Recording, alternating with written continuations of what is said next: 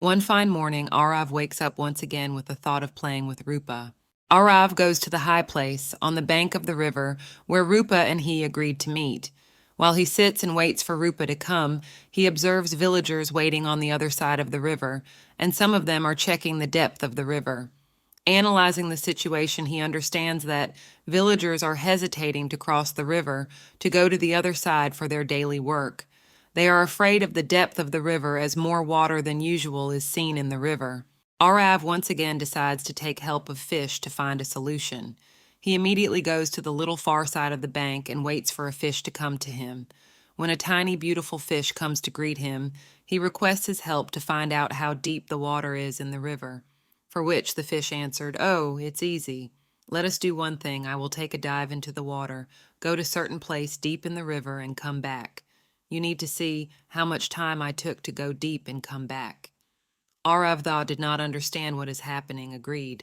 The little fish immediate dives into the water, and Arav keeps counting time until the little fish is back. A little while later, the little fish comes back and asks Arav how much time he took to come back. Arav tells the fish that he took 6 seconds, after which the little fish started telling Arav that his speed of swimming is 1 meter in 6 seconds.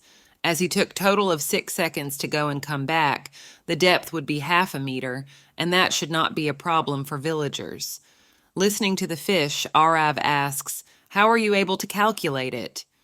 The fish explains him that his father taught him that distance is always equal to speed times time. After learning the distance calculation from the fish, Arav wants to check it himself. He does a math on the sand and then confirms himself that fish is correct in calculation. As he is confident about the depth now, Arav goes to the villagers and explains them that there is nothing to worry as the river is not so deep as it seems. He gives them confidence to start crossing the river. After Arav giving the confidence to villagers, they started crossing the river to attend their business on the other side. After helping villagers, Arav starts walking back to home with a lot of excitement to share what he has learnt to his mother. While walking, he kept on looking at his watch to see how much time he is taking to reach home. After reaching home, Arav tells his mother what he has learnt from a fish today. His mother, surprised, asks him to explain her on a paper. Arav writes what he has learnt on a paper and explains it clearly to his mother. Arav's mother feels very happy and proud. Arav goes to sleep happily.